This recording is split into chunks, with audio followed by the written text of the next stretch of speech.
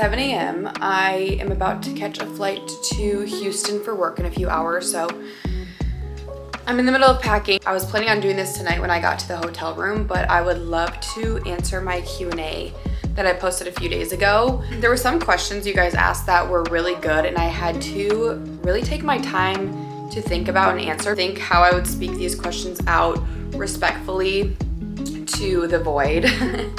So I'm not answering all of the questions, and some I want to save for a video in the future. Question number 1, do you have any family traditions for the holidays?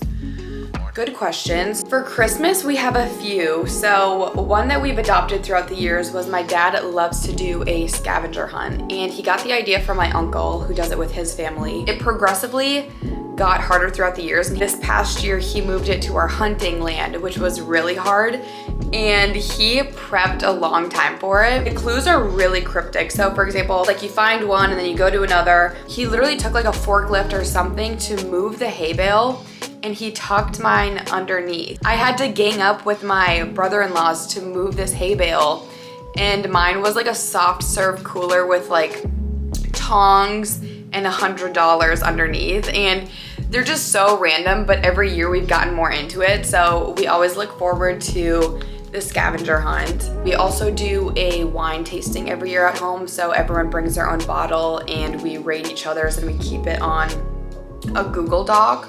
So that's all been super fun. What's one thing you've always wanted to do but never had the chance to? That's super hard. My immediate answers go to taking a pottery class or a cooking class. I've always wanted to learn to surf. My 2024 New Year's goal was actually to learn to surf, and I never did. So that's still on my bucket list, and hopefully I'll do that in the next year. I have no excuse since I live by the ocean. But really thinking deep about it, I've never been out of the country, and I could foresee in my future, if I'm still not tied down to anything and depending on like what happens with work and just life in general, moving for like 6 months to a year to another country and just really exploring and learning more things about myself and learning a new culture. That stuff really excites me. If you wake up one day and I live in London or something, don't be surprised. I don't think you would be. But yeah, I think that would be so cool. Can we get a skincare routine, or are you going to keep us all in the dark? That's so funny. I'm going to do a get ready with me of like my makeup routine and my skincare routine. So more in depth in the future videos to come that I have planned. For skincare, I've just learned the basics do really good for my skin. I do CeraVe cleanser and like Clinique toner. The one thing with my skin is I have really dry skin. My biggest struggle is finding a really thick moisturizer during the winter. I noticed, and this ties into question 4, which is any wellness advice you have or routines you have picked up. I think this is what has made the biggest difference in my skin over a good face wash routine. I'm a big podcast girly. I listen to my Andrew Huberman, my Gary Brecka, Mel Gibson. I'm always trying to listen to new health and wellness tips and tricks. So I've tried a lot, and what I've noticed is if I'm not taking care of my body properly, that is when I notice like breakouts with my skin. First, I eat very, very clean and majority whole foods. And I notice when I'm not on top of my eating or I'm going out a little too much, that is when my skin starts to break out. And consuming the right foods is really important. You have access to a juicer and celery juice in the morning. If I'm ever having a breakout and I incorporate celery juice within the next day or two, my acne is gonna be gone. It's gonna be so good for your gut and for your skin. As far as other wellness advice, if you buy a dry brush, within 7 to 10 days, you're going to find a difference. I started doing it and then I kind of fell off, and I noticed a huge difference. So now I'm back on to my routine and it's not going anywhere. I just do it for like 5 minutes in the morning and I pair it with my lymphatic drainage. But dry brushing is great for getting rid of dead skin, improving blood circulation, and getting rid of cellulite. You completely notice a difference, and it doesn't take that long to pair it into your routine. So I definitely recommend it. Your skin is going to be so happy once you do. Pair it with my lymphatic drainage. So I hold a lot of water retention around my chin and around my like lower abdomen. So essentially you have these lymph nodes that are around your body, and the big ones are like under your armpits, by your collarbone, under your neck, and like by your hips, but you still have little ones like around your nose and your eyes. So stimulating those in the morning, especially since you've just been like 8 hours horizontal, and waking those up and flushing the water around your body. You can look up different lymph drainage routines to follow. It's a very light touch, so your lymphs are under the skin, but I think above the muscle. Doing a lymph routine first thing in the morning and flushing out all of the water and the toxins in your body prevents a lot of bloating and just makes your system run a lot smoother. So I do have a gua sha as well. So I pair gua sha and dry brushing together in the morning, and I definitely recommend.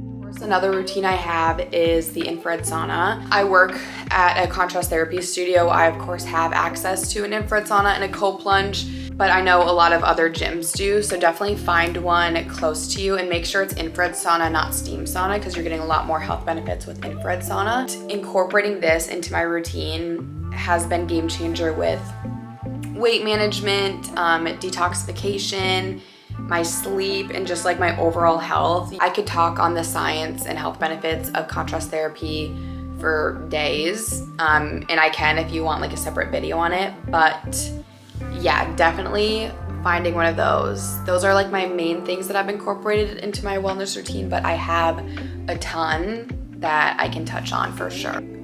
What are your Charleston favorites for those who are visiting? What I will say is there's something for everyone in Charleston, and I would recommend just doing research before you come here. For example, we have 3 different beaches here. We have Isle of Palms, Sullivan Island, and Folly Beach. They all have a complete different vibe, and you're going to like one completely different than the other just depending on how you are. So Folly Beach, for example, really great for surfing, way more touristy, and kind of gives like Miami vibes. It's very upbeat and like poppin' over there.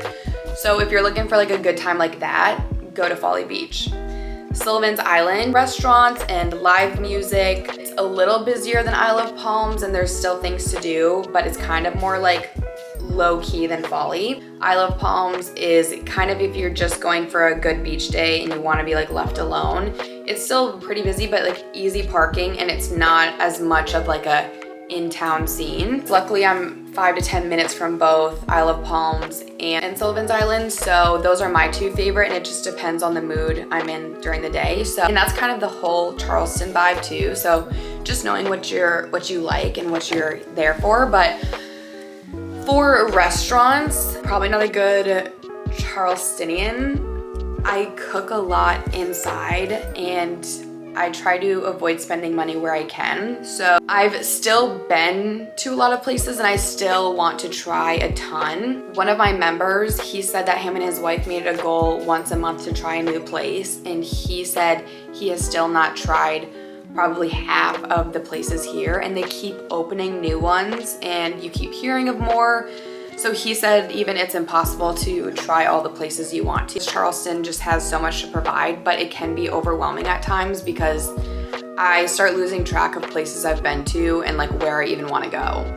Some of my favorite restaurants that I have been to are Obstinate Daughter on Sullivan's Island, or Indaco downtown is really great, but like I said, you can't go wrong with a lot of places, and it just depends on if you're looking for seafood or pasta or what your vibe is.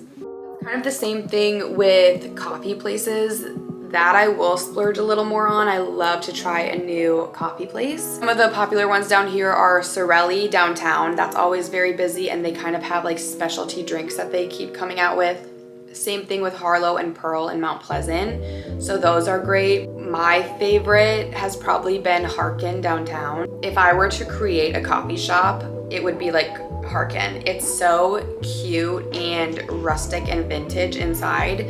Good customer service, great drinks, and it's just very homey. But I'm a sucker for like the sweet potato souffle yogurt bowl, but that's probably my favorite. A bunch of touristy things to do. I know one of my favorites was when my mom and sister visited and we did a haunted ghost tour, and there's a bunch of them here in Charleston That was so fun. I would definitely do another one of those. If you're into history, there's like the Boone Hall Plantation, Magnolia's Gardens. Me and my mom, we want to hit, there's like a tea plantation, and you can take half a day and take a ferry to like a wine and tea plantation, which is really cool. So a lot of history here if you're a history guru. Okay, so the rest of the questions I kind of bunched together, worrying about my journey to Charleston, and maybe they're thinking about moving somewhere and wanting advice. So that's kind of what the next few questions are geared to, which were really challenging to kind of sit and think about. So first one, challenges moving to a place you didn't know and what the experience was like. Such a good question. The biggest challenge for me was the mental battle between me and myself. Never wanted me deciding to move to come off, especially to my family, as in I was ungrateful for what I had or they couldn't provide me with something. I think that's naturally how a situation like that occurs. Both of my sisters live within an hour to an hour and a half of my family. Knowing that I was going to be putting essentially half a country in between me and my family was something I really had to get over. I grew up in a small town where you live down the street from your aunts and your uncles and your grandma, and people don't really leave that area. And my dad is kind of an example of one. He grew up in the town over, and a lot of his family is still in the area. But in one sense, it's very beautiful, and I admire it because you have the same community that you've had your whole life, and you have your friends and your family and your neighbors, everyone that you like really care about in that area, which is amazing. Nothing wrong with that. I think I am someone who being comfortable almost scares me in a way, because there's just so much of my life to live. And when I think about growing up in the same town my whole life, I'm someone who I need to keep growing, and that's emotionally, physically, mentally, environmentally. And I think being in the same place my whole life, I would feel like I'm doing myself a disservice, speaking on my own experience, and that's how I felt. So when wrestling with the idea to leave, I think it was hard to put myself in the situation of like not coming off ungrateful or unappreciative of what I have and had. Essentially, I did have to end up being selfish. And I think one of the biggest battles I had was, how do I make this decision for myself? Try to communicate with other people that it's nothing that they did. Maybe I think this is probably just my own experience because my family is very close to one another. I just know the past 6 months in Minnesota were extremely hard because first I was wrestling this decision with myself, and yes, it was something that I chose for myself, but having to overcome those conversations with family and friends of, you're really gonna move somewhere you don't know anyone or you don't have a job lined up, like why? What happened? Like did something happen with your family? People really picking apart my decision to do this, and no one will understand except for me, and something I just can't communicate with people of like what I'm feeling inside and my need to move somewhere, and it doesn't have to do with anyone or anything. A lot of people tried twisting my decision into their own narrative, and I couldn't really do anything about that. I ended up in a way just avoiding people the past 6 months when I could have just ended up having a really nice time. Like these are my last 6 months in Minnesota. I ended up kind of going into a shell because any conversation I was going to have was going to be surrounded by me leaving, and it was just going to end up hurting my feelings in a way. There's a difference between being supportive and saying, well, I support you. I think my sister did a really good job at making me feel supported. She was the one I would go to when I was apartment hunting and looking for jobs, and just like when I found something exciting or, oh my gosh, Charleston has this. And I think in other situations, I would enter a room and it was just tension. There was a lot more that I can say on this experience, but you know what, Isabel, you're just doing this for you, and you don't need to explain yourself to anyone because people aren't going to listen and people are going to have their own narrative about it.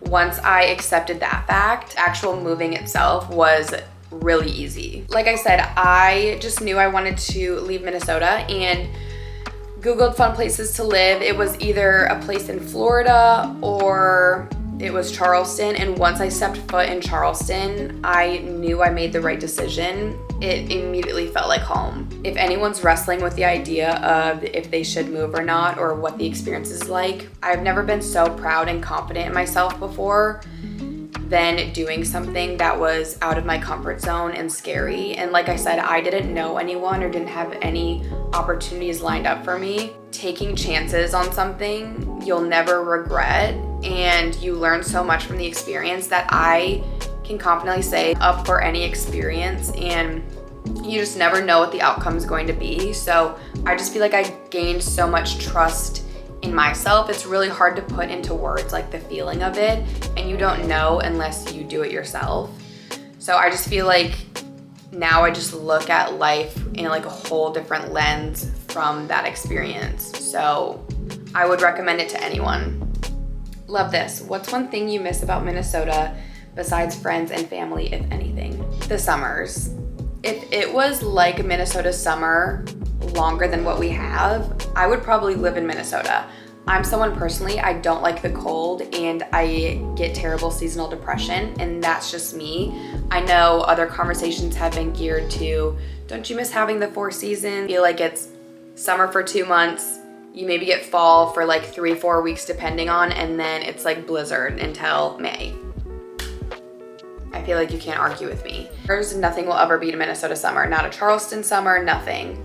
The temperature is perfect. You have 10,000 lakes around you, and just having a boat day with family, a campfire, anything like that will always win. And then also just, it's my home, and no place I ever moved to, not Charleston, if I moved to Florence, Italy, anywhere, will match the feeling of you being home and like once you walk through your childhood doors again. My family, everything is very passed down and from generation to generation. So you can walk into my mom's house and point to anything, and everything has a story and a memory. By the way, we decorate our Christmas tree with our ornaments from 3rd grade that we made to this one that my great grandma gave me.